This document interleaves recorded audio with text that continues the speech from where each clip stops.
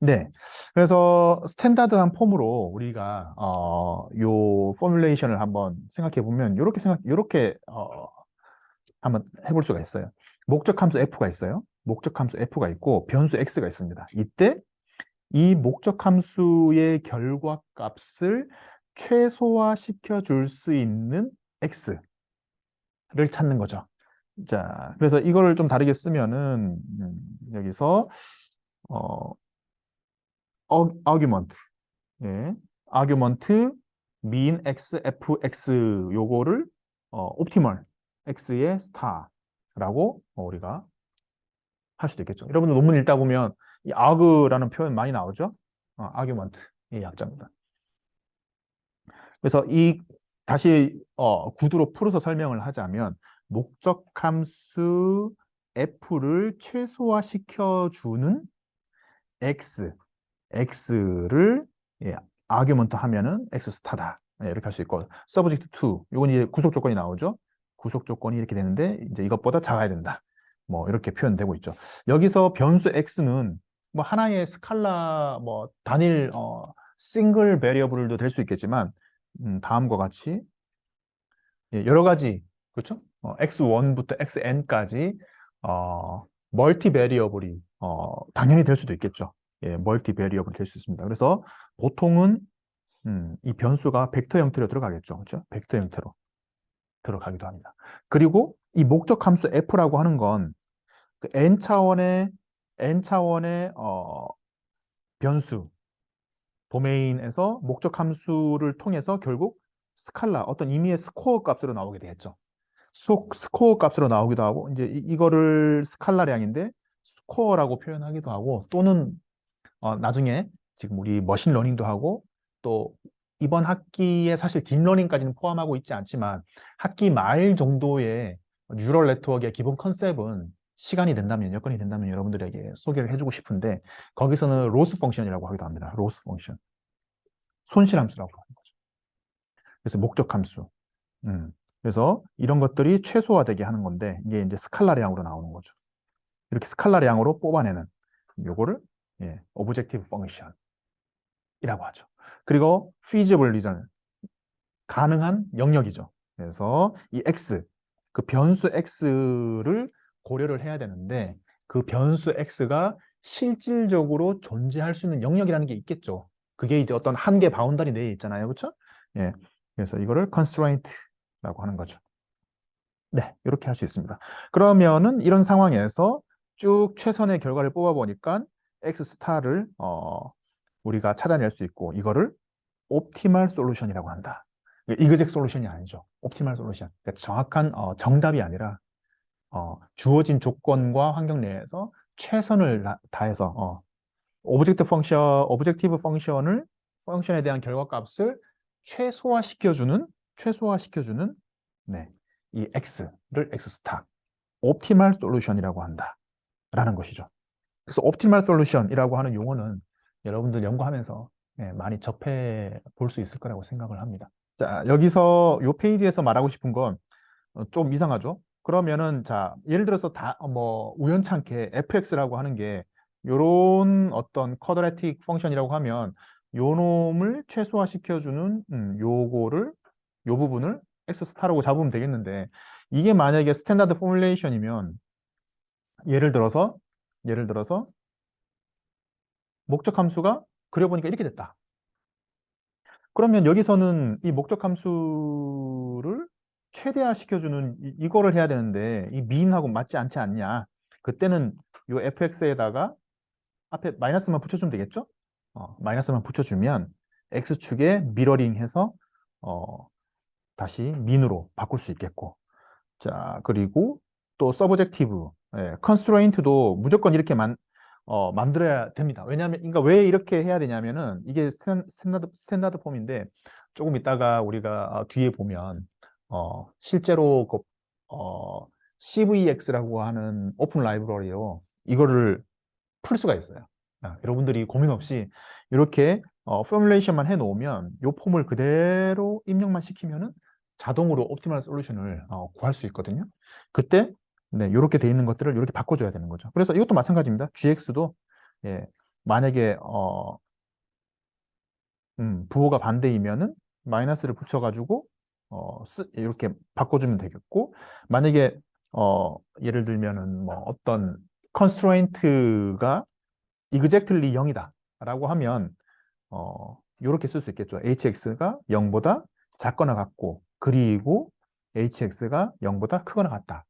이렇게 해주면은 이 두 조건을 동시에 만족해주는 건 0밖에 없죠. 0밖에 없으니까 이걸 표현할 수 있겠다라는 겁니다. 그래서 이거는 어떻게 보면 팁이죠, 팁.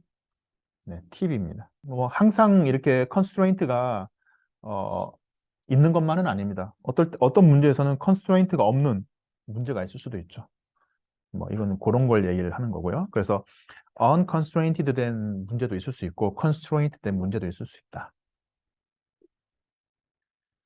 자, 그 이제 컨벡스라고 하는 요 용어가 나오는데 볼록이죠, 볼록. 컨벡스라고 하는 게 콘케이브가 오목이고 컨벡스 프로블럼인데요. 그러니까 그러니까 컨벡스 프로블럼이라고 하는 건 뭐 이런 거죠. 아까 전에 우리가 했던 것처럼 이렇게 볼록한 거. 예, 뭐 이런 것도 컨벡스죠. 예, 볼록입니다. 근데 넌 컨벡스인 경우도 있어요. 뭐 예를 들면은 뭐 이런 거. 이런 거는 컨벡스 프로블럼이 아니죠. 넌 컨벡스입니다. 넌 컨벡스죠. 그래서 우리가 지금 기본적으로는 컨벡스 프로블럼을 전제 조건으로 문제를 뉴메리컬하게 풀 겁니다. 아까 전에 말했던 뒤에 나올 건데 CVX 커널 같은 경우에도 기본적으로 컨벡스 프로블럼만 풀 수가 있습니다. 근데 이제 모델링을 하다 보면 이렇게 넌 컨벡스한 상황도 분명히 나오거든요. 그리고 딥러닝 같은 경우에는 거진 넌 컨벡스라고 봐야 돼요. 컨벡스한 경우가 거의 없습니다. 그럼 이때는 어떻게 하냐? 이때는 뉴메리컬하게 풀지는 못하고 이터러티브한 그러니까 우리가 최적화를 솔빙할 수 있는 방법이 크게 두 가지가 있는데 하나는 수학적으로 뉴메리컬하게 푸는 방법이 있고 또 다른 하나는 컴퓨터의 성능을 이용을 해서 특성을 이용을 해서 뉴메리컬하게 이터러티브하게 풀어서 접근하는 방법이 있는데 뒤에 다시 나오겠지만 gradient descent라고 하는 기법. 그러니까 여러분들 학부 때 수치에서 배웠을 겁니다. 그렇죠? 뭐 뉴턴 메서드 이런 게 있었잖아요. 그런 것처럼 네, gradient descent로 주로 합니다. 예, 뒤에 다시 자세하게 설명을 하도록 하겠습니다. 예, 그리고 convex optimization, extremely powerful subset of the all optimization problem인데요. 아까 전에 우리가 봤던 이 포뮬레이션인데 그러면 컨벡스 옵티미제이션은 뭐냐? 크게 두 가지죠. 하나는 이 목적 함수 자체가 컨벡스 펑션일 경우, 아까 전에 말했던 것처럼 뭐 요런 거, 네, 컨벡스 펑션일 경우, 그리고 feasible region C, 그러니까 C는 데이터 셋이죠. 데이터 셋 C가 또 컨벡스 셋이어야 됩니다. 자, 이 두 경우를 만족할 때 컨벡스 옵티미제이션이라고 우리가 정의 내릴 수 있겠는데요. 이게 편하죠. 컨벡스 문제가 편합니다. 자, 지금 보면 아까 전에도 그림을 그렸지만 자, 요게 컨벡스고 이게 넌 컨벡스죠.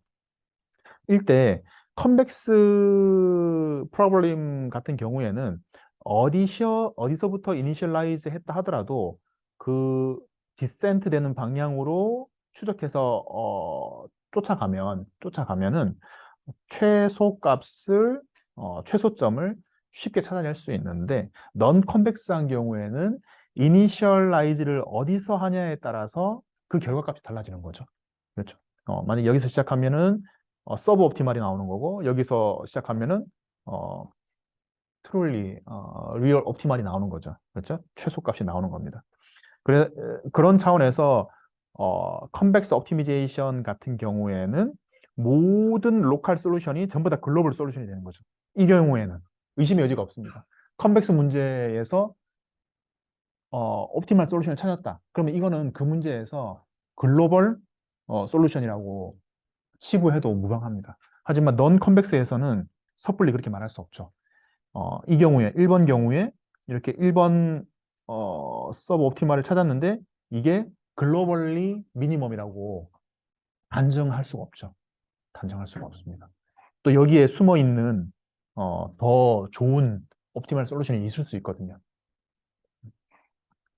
자, 그러면은 이 컨벡스 옵티미제이션이 이 두 가지 조건에 의해서 규명된다라고 했는데 이 두 가지 조건을 데피니션, definitely 또 어떻게 우리가 표현할 수 있는가? 그걸 한번 우리가 정의하기 위해서 linear interpolation between two points를 한번 해볼 건데요. 자, 요겁니다. 자, x점과 x점이 있고 y점이 있다. 라고 했을 때 이 x점과 y점 사이에 존재할 수 있는 점을 g라고 합시다. g라고 하면 이 g는 이렇게 포뮬레이션 될 수 있는데 자, 이거는 이렇게 생각해 볼 수 있겠죠. 만약에 x가 여기 있고 y가 여기 있으면은 이 g 벡터는 어떻게 됩니까? 요 벡터 더하기 요 벡터가 되겠죠. 그렇죠? 요 벡터는 뭡니까? 요 벡터는 y죠? y 벡터고. 요 벡터는 뭐가 되죠? 요 벡터는 x 벡터 빼기 y 벡터죠. 아, y, 그러니까 x 빼기, 그러니까 x 벡터 빼기 y 벡터는 엄밀히 말하면은 요 벡터가 되잖아요. 요 벡터가 되는데 요 벡터의 스케일링, 스케일 값을 붙이면 되겠죠. 그러면은 어떻게 됩니까? 이 세타라고 하는 것은 여기 위에 있네요. 0부터 1 사이의 값이 되면 되겠죠? 만약에 세타가 1이 되면 예, x가 되고 세타가 0이 되면 그냥 y 벡터가 되겠네요. 그 외에 0과 1 사이의 코이피션트가 되면 x와 y 사이에 어떤 임의 점이 되겠죠. 이 z 벡터는. 그래서 이렇게 쓸 수가 있습니다. 그래서 다시 하면은 저 y 벡터 더하기 세타의 x 벡터 빼기 y 벡터죠. z가 이걸 다시 한번 정리를 하면은 세타 x 벡터에 더하기 1 마이너스 세타의 y 벡터가 되겠죠. 자, 이게 이렇게 되는 거죠. 이렇게 됩니다. 그리고 세타의 범위는 0과 1 사이일까? 이어야 된다. 자, 요 리니어 인터폴레이션 개념을 가지고 어떤 임의의 펑션이 또는 데이터 셋이 컨벡스냐 아니냐를 우리가 규명할 수 있다. 자, 이렇게 하는 거죠. 자, 만약에 컨벡스 펑션 같은 경우에는 이렇게 있고 이렇게 한번 따져봅시다. 그러면은 자, 요 점과 요 점을 우리가 얻어낼 수 있겠는데 요 점은 뭐죠? 요 점은 자, 여기 보면 여기가 x고 여기가 y잖아요. 그럼 여기가 z가 되겠죠. 아까 z가 뭐라 그랬죠? 요거죠. z가 이거죠. 그래서 요 펑션에다가 z 값을 넣은 게 요 값이 되겠죠. 그리고 요거는 뭡니까? 요거는 요 점과 요 점에 내삽하면 되겠죠. 그래서 요 점 같은 경우에는 어, fx에다가 세타 그리고 fy에다가 1 세타를 곱하면 되겠죠. 네, 그러면은 항상 요 점이 요 점이 요 점보다 작거나 같으면은 이 펑션은 컨벡스 펑션이라고 우리가 정의할 수 있겠죠. 그렇죠? 있습니다. 자, 그리고 컨벡스 셋 같은 경우에는 자, 요게 컨벡스 셋이죠? 컨벡스 셋이고 이게 넌 컨벡스 셋입니다. 이것도 마찬가지로 어떤 컨벡스 셋 내에 두 임의의 두 점을 잡았을 때 그 사이에 있는 임의의 z가 항상 임의의 z가 항상 그 컨벡스 셋 내에 있으면은 컨벡스 셋이라고 말할 수 있고 다음과 같이 어느 하나라도 그 셋 범위 내에 포함되지 못하면은 넌 컨벡스라고 말할 수 있겠죠. CVX 커널을 사용을 할 때는 내가 지금 풀고자 하는 그 문제가 컨벡스 프로블럼이냐 non 컨벡스 프로블럼이냐는 사전에 미리 여러분들이 인지를 해야겠지만 나중에 이터러티브한 방법으로 non 컨벡스까지 할 수 있기 때문에 사실은 크게 고민할 필요가 없습니다. 그러니까 딥 뉴럴 네트워크, 그러니까 뉴럴 네트워크 쪽으로 우리가 옵티미제이션 할 때는 사실 이런 걸 규명할 필요가 없어요. 하지만 CVX를 사용할 때는 이거를 어느 정도 해야 됩니다.